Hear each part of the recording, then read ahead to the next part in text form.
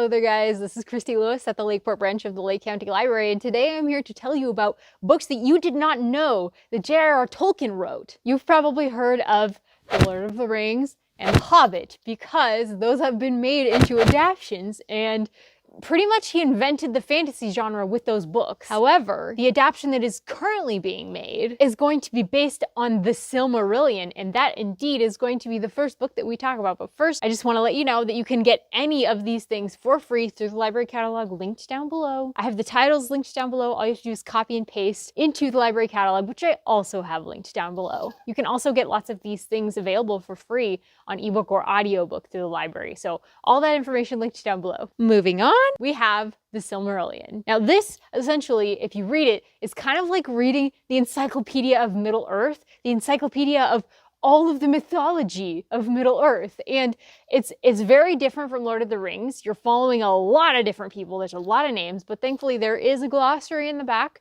to help you keep track of the names, and you do kind of get used to it eventually. A lot of the names are kind of based on historical or mythical kind of sounding characters and names. So it does take some getting used to. You might want to try and read it without long pauses in between. That might help you.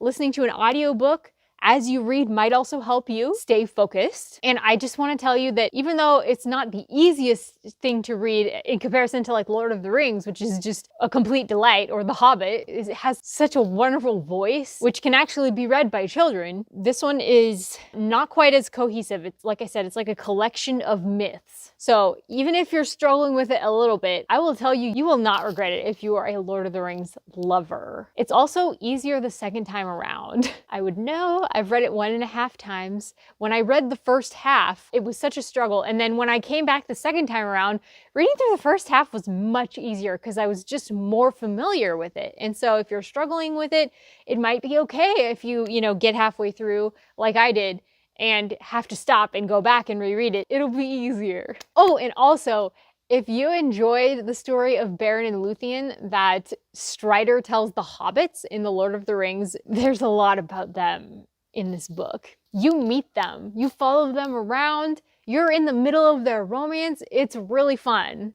So there's that. There's a lot of other stories like that. And speaking of Beren and Luthien, there is a new Beren and Luthien out. Check it out. So beautiful. I bought this for my mom for Christmas one year. I wonder if she's read it. Next, we have Beowulf. This is a translation from the Old English. See, Tolkien was a professor in England.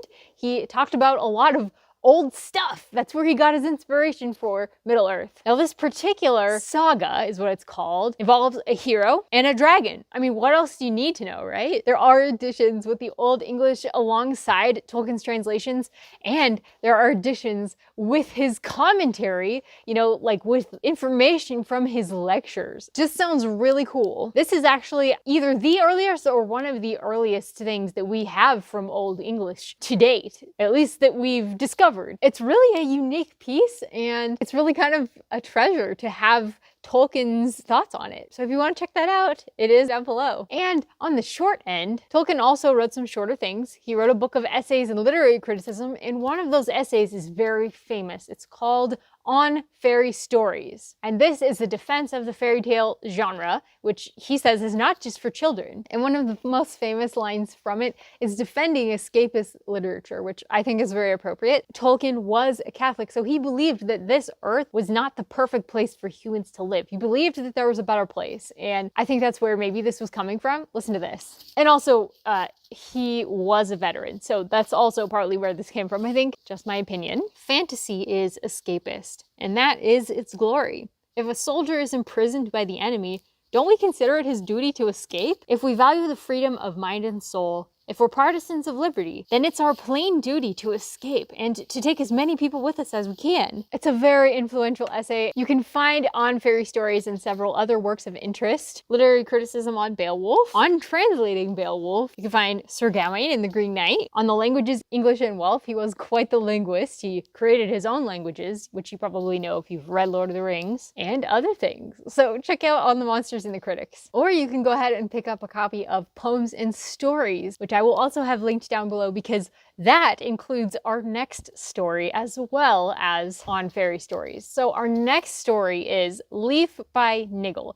This is about a man named Niggle who loves to paint. He's constantly working on his life's work, which is called Leaf. And any artists of any sort of art can probably relate to the idea that life sometimes gets in the way, and it's all about Niggle trying to make room for his art and finding that he just can't sweep life out of the way. It just keeps coming back at him. And let me tell you, it is so charming, guys. I actually read this along with Emma the Bookish Princess, who is a very big and famous booktuber, and she had some great quotes from it and things to say and insights on it. So I'm going to link her video down below if you would like to read Leaf by Niggle and also have a fun little event to watch afterwards as a reward. That is all, guys. I hope that you enjoyed hearing a little bit more about J.R.R. Tolkien. Take care, have a wonderful week, and don't forget to check out everything linked in the description down below. Until next time, guys, bye-bye.